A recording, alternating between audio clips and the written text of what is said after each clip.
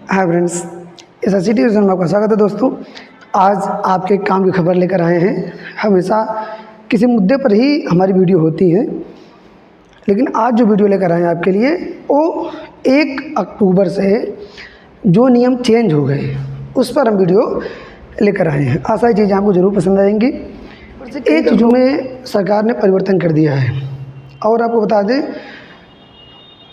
इसका सीधा असर आपकी जेब पर पड़ने वाला है। और कह सकते हैं कि जेब पर नहीं पड़ेगा तो फिर भी आपकी ज़िंदगी में तो पड़ेगा ही पड़ेगा। आपको बता दें कि जो सबसे पहली खबर है वो ये है कि 1 अक्टूबर से अगर आपने बैंकों से डेबिट कार्ड तो डेबिट कार्ड के नियम चेंज हो चुके हैं। अभी तक क्या था, आप बैंकों में फॉर्म भर के चले आते थे और बैंक जो है कोई भी कार्ड जो है, मैं अगर हम कहें तो सरकारी बैंक जितने थे वो लगभग रुपए डेबिट कार्ड इशू करते थे। यानी जो रुपए डेबिट कार्ड था वही इशू होता था। वीज़ा है, मास्टर है और भी लगभग 5 कार्ड ऐसे हैं जो कि चलन में है इंडिया में। लेकिन उसमें से चूँकि सरकार का दबाव भी था कि जो NPCI है उसके द्वारा डेवलप किया गया जो रुपए कार्ड है उसी को ही जारी किया जाए। आपको बताना चाहेंगे कि मोबाइल नंबर की तरीके से आप डेबिट कार्ड को भी अब पोर्ट करा पाएंगे। यानी कहने का मतलब क्या कि जिस तरीके से अभी आप बिना नंबर बदले मोबाइल को पोर्ट करा लेते हैं एक कंपनी दूसरे कंपनी में, वैसे ही अब आप डेबिट कार्ड को भी पोर्ट करा पाएंगे एक कंपनी से दूसरी कंपनी में। यानी आपके पास अगर मास्टर कार्ड है तो वीज़ा करा सकते हैं, वीज़ा है तो रुपये करा सकते हैं, रुपये है तो कोई और करा सकते हैं, जो चलन में है उस समय उसमें करा सकते हैं। आपको अपना अकाउंट भी नहीं बदलना पड़ेगा, नंबर एक बात। उसके साथ साथ कोई अन्य समस्या भी आपको नहीं आएगी। ऐसा भी नहीं है कि जहाँ आपने जो है डेबिट कार्ड दे रखा है तो उसमें पैसे कट रहे थे, तो उसमें भी सरकार ने कहा है कि हम ऐसा नियम लगा रहे हैं कि कोई समस्या नहीं आएगी। जैसे बैंक में अगर आपने मोबाइल नंबर लगाया है, भले आप कंपनी बदल दे रहे हैं लेकिन मोबाइल नंबर वही रहता है, मैसेज आता है, कोई दिक्कत नहीं होती। वैसे ही जो है अब डेबिट कार्ड में भी होने वाला है कि अब जो है आप सीधे सीधे अपने बैंक से एक फॉर्म भर कर जो है अपने मन चाहे, फिलहाल ये ऑनलाइन होने वाला है, सब कुछ ऑनलाइन ही हो जाएगा।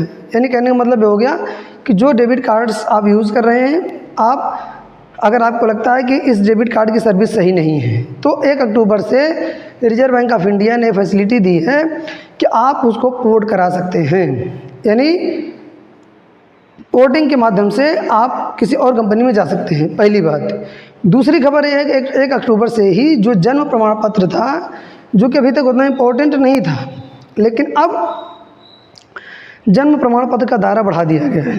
अब हर जगह लगभग यानी अभी तक जन्म प्रमाण पत्र जो था सपोर्टिंग डॉक्यूमेंट के रूप में काम करता था, लेकिन अब जैसे आधार कार्ड है, वोटर ID कार्ड है या अन्य कार्ड है, DL है, वैसे ही अब आप जो है जन्म प्रमाण पत्र को भी यूज़ कर पाएंगे सिंगल डॉक्यूमेंट के रूप में।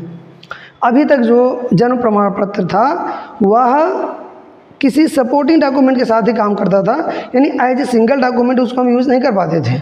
लेकिन 1 अक्टूबर से ये नियम लगा दिया गया है कि जो जन्म प्रमाण पत्र है उसे एज ए सिंगल डॉक्यूमेंट आप यूज़ कर पाएंगे।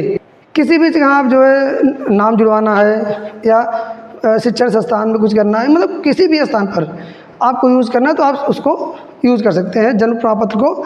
जन्म प्रमाण पत्र आप जानते हैं ग्रामीण अगर इलाके के हैं आप तो आप अपने ग्राम पंचायत से संपर्क कर बनवा सकते हैं। अगर नगरीय हैं तो आप नगर निगम में या नगर पालिका में जाकर वहाँ से बनवा सकते हैं। अगर किसी सरकारी स्थान में हुआ है तो वहाँ से जन्म प्रमाण पत्र लेना ना भूलें आप।